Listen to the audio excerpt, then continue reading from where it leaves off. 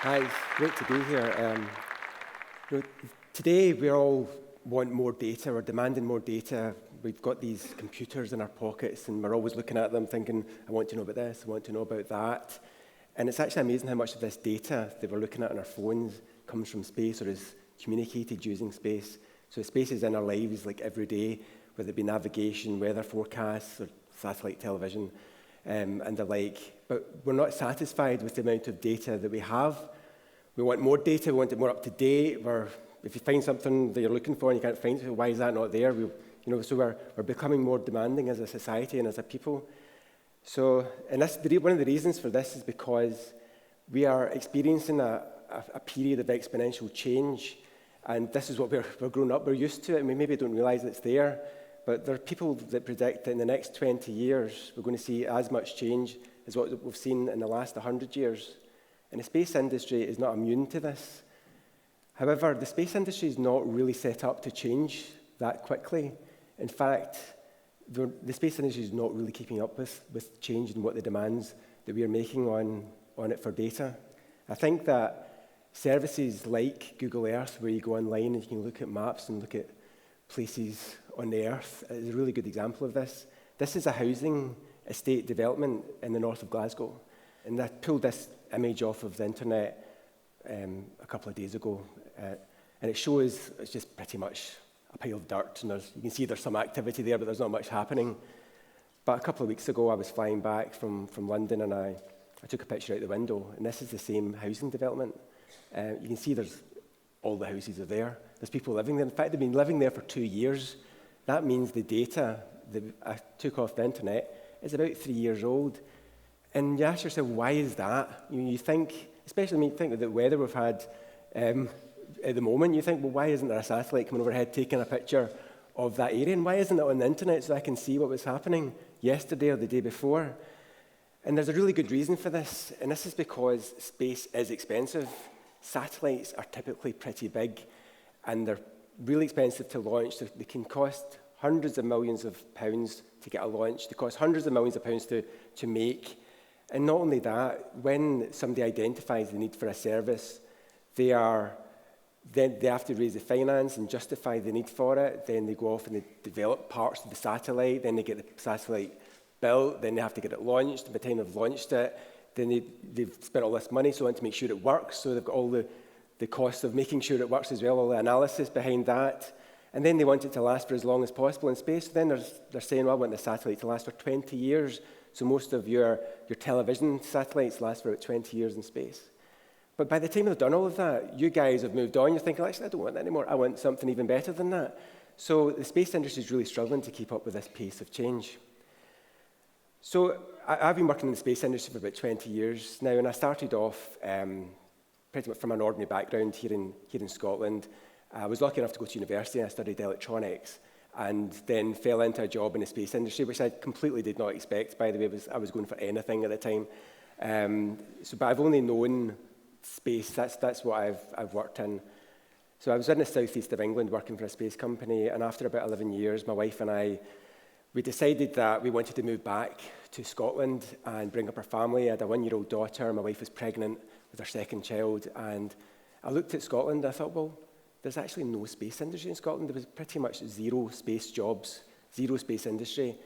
And I never really thought about that before, and I thought, well, that's not right. We've got this country that's renowned for its engineering heritage and its innovation. It's got great universities, but yet they've never, ever had a proper space company in Scotland. So what my wife and I decided to do was we're going to sell our house anyway in England. We thought we'll use the money to start a space company in Scotland. That seemed like a pretty rational thing to do. And we were very naive at the time and probably a bit crazy, let's face it. But I also could see that there was this change happening, and I seen that there was an opportunity. And the opportunity wasn't the fact that there was just change. The opportunity was to do space cheaper and smaller. So what we chose to do was to get involved in making something called cubesats. And cubesats are very small satellites. This is one of them here. You can see, you can pick them up with your hands. Cubesats are about 10 centimeter cubes in unit size. This is a 3U CubeSat, so it's like 3 cubes together. And they do all sorts of different things. And I thought the concept of CubeSat was really intriguing. It's a standard size, and with a standard size, you can have standard products that go with it, and standard launch interfaces. And the cost of doing these things is like orders of magnitude cheaper. You do a mission for $50,000.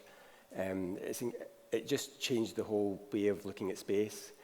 So I was bought into this idea right away, and I thought, very early on, I thought that, the number of CubeSats that are going to be launched, I got involved in it right at the very beginning, pretty much. And the number of CubeSats that were going to be launched in the future, I thought, I drew this graph, like in about 2007, I thought, it's going to be exponential. We're going to see loads of people launching CubeSats.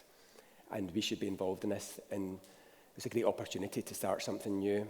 And the funny thing is that the actual number of CubeSats being launched is tracking the curve that I drew, basically on a bit of paper. I didn't really think about it, just a gut feeling, which is great. And it means that, we've been involved in an industry that's growing really quickly, and it's keeping us busy, which is good. But what are all these little CubeSats doing, I bet you're wondering? Well, let's go back to the Google Maps type service that I was talking about. So these big satellites that you have, there's maybe a handful of them in orbit that take those images, and you're lucky if they pass over every couple of days. So every couple of days they'll pass once over Glasgow, and they might take a picture, and they probably won't, because they're too busy taking pictures of other places. And it might be cloudy. Let's face it, it's not really always sunny here. But imagine, instead of having a handful of satellites that pass over every few days, you have hundreds of tiny satellites that pass over every few minutes. Then imagine a situation where you're in the afternoon and you look at your phone and you want to see the picture of your house that morning or 10 minutes ago. That's the kind of demands that we're going to be putting on data. And the only way to do that is to use tiny satellites that are an order of magnitude cheaper. And they can also use technologies that are available now that we use in smartphones and the like. The bigger satellites that take 10 years to get into orbit can't use new technologies because they're too risky. But these satellites are so small and so affordable that we can use all sorts of new technologies as they come out and fly them in space and get them into space within a year. So it's a different area altogether. So we can match the pace of change that you guys are demanding of the space industry. But it's not just imaging of the Earth, and these things do lots of different things. There's lots of missions being proposed that can do tracking of assets around. We track planes, we can track ships, you can track your cat, see what it is at night. You can use for science, you can do all sorts of experiments, whether it be radiation experiments or gravitational experiments. There's weather satellites as well. By using lots of little satellites like this, we can improve our climate models by an order of magnitude. We can improve our weather prediction as well. And there's other projects that are on the go just now where we're going to give free data to the world. So imagine that, uncensored data being distributed to everyone in the world using tiny satellites. And the satellites that we use to do that are only weigh 1 kilogram. It's incredible. It could never happen before. So this is what's happening in the world today, and it's all because of the changes that are happening. So it's all very well predicting that there's going to be this change, and we can use these satellites to do all these different things. But for me, it's about making sure that we can do something in Glasgow and making Glasgow a world leader. I want Glasgow to be the world leader in satellites. When I first started the company 10 years ago, I had lots of people thought I was crazy, and I also had lots of people that said to me, we don't do space in Glasgow. Space is for NASA, space is for the US and other people, but it's not for us. We don't do that, that's crazy. But now, actually, last year, we launched Scotland's first satellite. We designed and built it over a few years. It was a lot of hard work.